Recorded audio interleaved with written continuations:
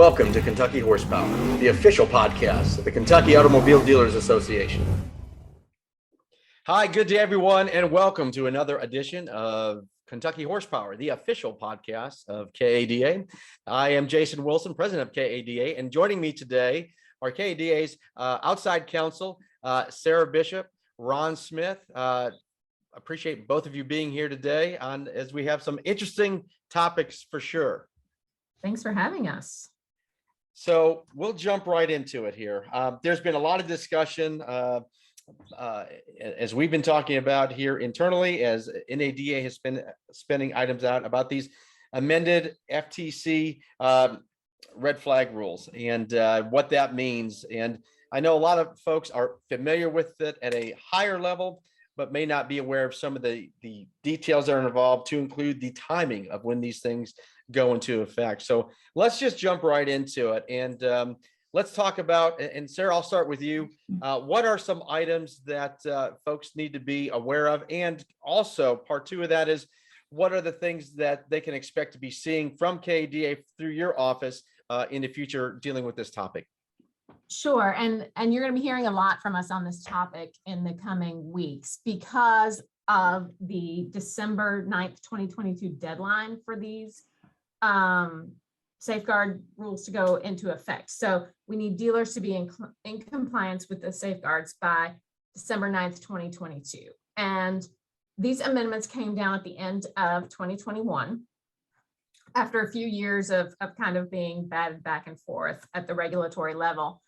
And it imposes significantly wider restrictions or compliance rules on dealers who collect consumer information. So it's really about protecting the consumer information from cyber attacks or data breaches or anything else. But there are a lot of pieces and parts to that to make sure that not only are you protecting information, but you're looking at what you do to protect information, and you're staying on top of what the latest risks and threats are to your dealership and to your consumers' information. One thing to note is that the FTC doesn't have the authority to, immediately fine you. But what it can do is initiate an enforcement action against non-compliant dealers. And if it's your first time violation, they can't fine you. But once you enter into like a consent order and an enforcement action or anything else, then they have the ability to seek up to $46,000 per violation of those consent orders. So all the things we're going to be telling you in the coming weeks, you're going to roll your eyes at, and they're going to be costly and time consuming and not a great deal of fun. But it's important to be compliant with this just because of the financial costs, not only of the enforcement actions and any fines that could come from those, but real financial costs if there is a data breach and if your consumer's information gets compromised. Now, dealers should have been aware of safeguard rules because these red flag rules have been around for a lot of years. But the current amendments heighten the responsibility of the dealer. Before, you had to make a commercially reasonable effort to comply with those rules. And many third-party vendors gave you packages and whatnot to deal with that. Now, the responsibility rests solely and squarely on the dealer. It can be essentially delegated to a third-party vendor, and the KADA has a very fine endorsed vendor, but you are still responsible for the actions of that vendor, and you're still responsible for the oversight of that vendor, and you're still responsible for something we'll go into in a later podcast and a later bulletin, the administration of third-party contracts from vendors that have access to your customer information. So with that, we are going to publish a 9-part bulletin series, and we'll update it with further podcast or webcast. But the very first step that dealers have to do is appoint what is determined as a qualified individual. Sarah, do you want to discuss that generally? Yes, and what it means to be a qualified individual depends on the size of your dealership, the amount of customer information you possess, and some other factors. So what you want to do, a qualified individual can be someone within an IT department, it can be a vendor, it can be someone within your dealership structure, but there should be a senior executive that is overseeing the qualified individual, and that is one of their duties. The qualified individual needs to be reporting to your board or to your dealership ownership. So it's important to have a qualified dealer or a qualified individual that is going to be aware of what's going on and has the technology expertise to oversee your IT security program. And it doesn't necessarily require any special training, but you want to make sure that it's somebody who has at least enough training to know how to know what kind of information you have and what security procedures are or need to be in place. Now, in short, this should not be the guy that posts the pictures of the cars on the internet. It should be, again, as Sarah suggests, a senior officer or senior executive of the dealer management staff. That person has to be familiar at least with the systems and have a fundamental understanding of computer systems and computer security. They can rely on other people for information, but the idea behind the regs is to have one individual in a business that is responsible for the implementation and management of these programs.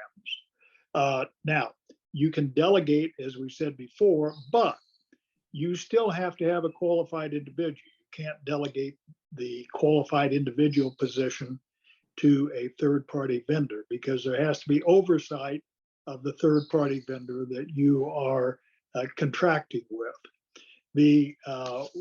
One of the things that you would want to do, and if you've attended some of our past workshops and presentations, we've always suggested that you have, for third-party contracts, one person in the dealership that is designated as the administrator or manager of those third-party vendor contracts and relationships, and that person is responsible for triggering start dates, termination dates, the method of termination, reviews, and things of that sort. So perhaps you could combine those functions with this qualified individual function, because as you'll see in later bulletins and later podcasts, that is an important part, the management of third-party vendor contracts.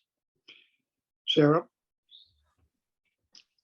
Yeah, one of the things that they'll need to do in managing this, in looking at the third-party contracts, is what's tricky is you're not only the keeper of your own information security, but you need to be aware of the information security that your vendor is using. And we'll get more into this in further bulletins. So I don't want to get too down into the weeds with you now about being your vendor's keeper, but just you should be aware as you start to implement these programs of what your responsibilities are going to be. So we've just thrown a lot out there, right? So let's talk about just the highlights of the low lights of what we just spoke about. I think it's worth noting again, the fine situation is what's really concerning with this, or at least wants to Ron's point, you want to make sure you have the right people handling this within your organization. And that's going to be someone in senior management. That could be a CFO, someone who's involved at that level of management, along with the person that's going to be handling your security systems. Because Sarah, the fine situation again, once you get you have that sort of initial warning if you haven't been fined before, but to your point, if you get fined again, these dollar amounts are very high. They are. It's alarming almost how high they are. Now, I don't think if it's your second violation and you have a minor breach that you're going to get a $46,000 fine, but I think you have to be prepared for the possibility of not only the fines, but the costs you're going to pay in defending yourself against the fines. And if you've got a big data breach, you may be looking at liability to your customers, which is could go even higher and is terrifying. Well, one of the things that's probably a little bit more dangerous than the actual fine process of the Federal Trade Commission itself is the potential consumer actions under state law. There is no private right of action under the Federal Trade Commission red flag regulations. That is administered by the FTC. It's a civil fine kind of thing. But enterprising consumer lawyers always find a way to work in state law, deceptive practices, or again, privacy elements into class action suits or things of that sort. So my guess is that where we're going to come down at the end of the day on this is that, again, there will be some kind of rule of reason that will be established. And if you have made a legitimate good faith attempt, as I've said in presentations before, nobody's going to be able to comply 100% with this because it's just too much to comply with. But if you've made a reasonable good faith effort at compliance and have the proper structure in place, then you should be pretty well insulated. So again, a lot to take in there. There'll be many more emails, discussions, podcasts on this subject. So just please stay tuned. We're going to do our best as a association to ensure you all are getting this information in a timely manner.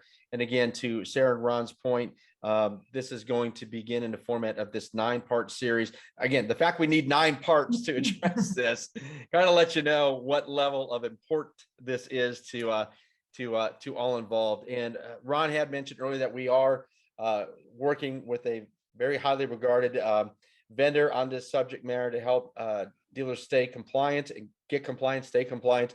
And there'll be a release on that very shortly and more details on that will be available to you as a KDA member. So we've talked about this topic here. Let's move on to something else and let's talk, Ron, let's talk about market area assignments. That's something that has come up here as of late. I'd like to get your comments on that. I know this is something that will interest our dealers quite a bit. Yeah, and we'll have more information again with regard to this also.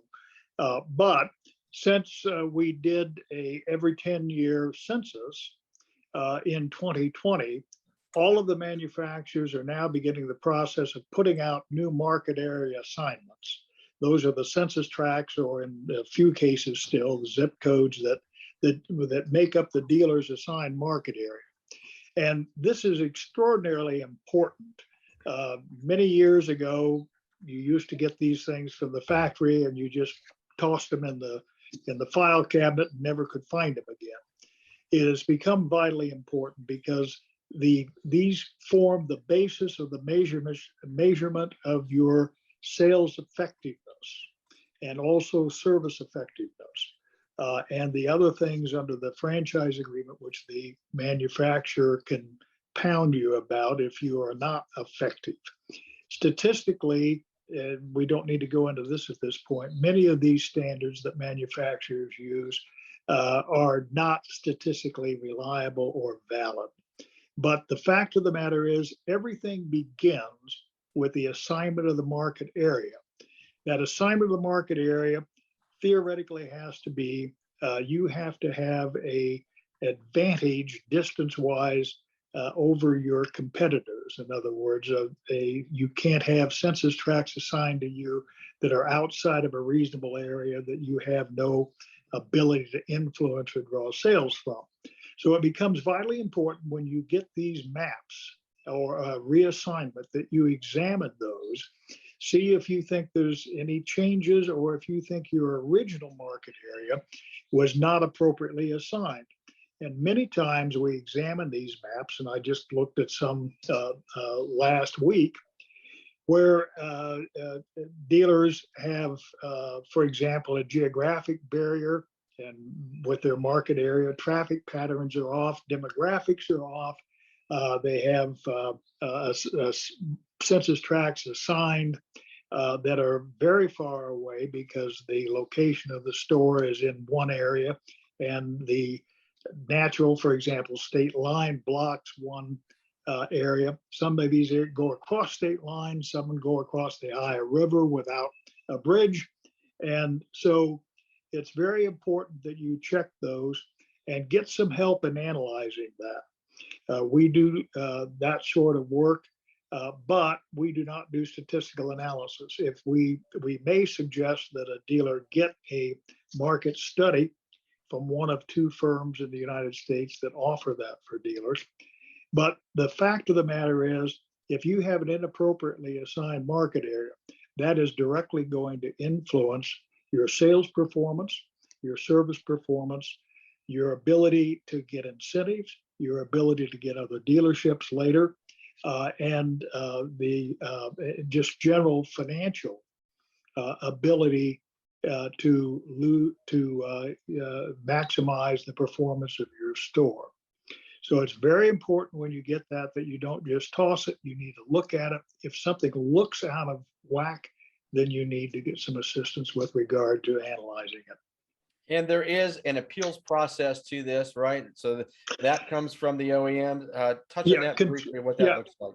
Well, contractually, for example, General Motors has a provision where you can object to the assignment within 30 days after receipt, and you can get another 30 days to present any kind of evidence that you want to present, ask for a reassignment. And in some cases, the reassignment does take place, but it's more important that you get on record as objecting to this, so that if the manufacturer does try to punish you later on through allocations, incentives, or even termination, that you have built up a file where you have objected to that. One very common situation in Kentucky and Indiana both is the presence of manufacturing facilities by competitive manufacturers. And that invariably affects non-branded dealers.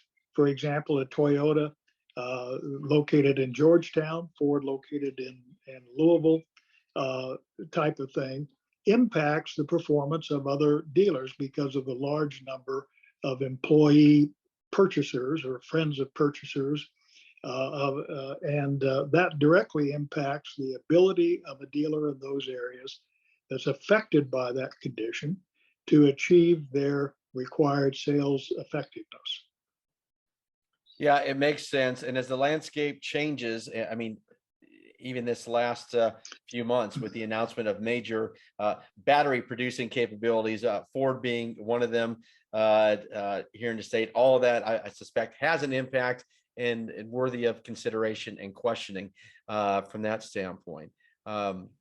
So as we close here, is there anything else either Sarah or Ron you would like to add as sort of a final thought as we deal with the subject matters we just spoke with today? And again, there will be more things that we send out on this regularly.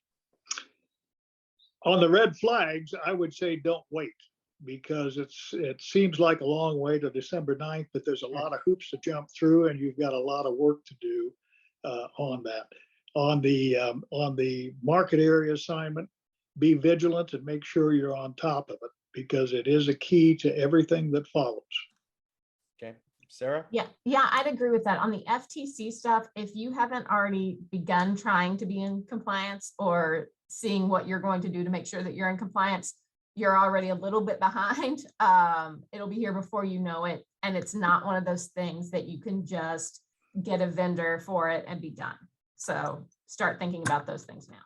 Great point. So Ron Smith, Sarah Bishop, thank you for being with us. Again, our counsel from Stoll Keenon Ogden. Part of your benefits as being a member of KADA is you have access as needed to be able to ask these sort of questions and other things that come across your desk on a regular basis. So with that, we will wrap up this edition of Kentucky Horsepower.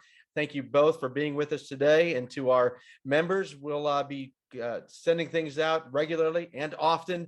And feel free to contact with any further questions as needed.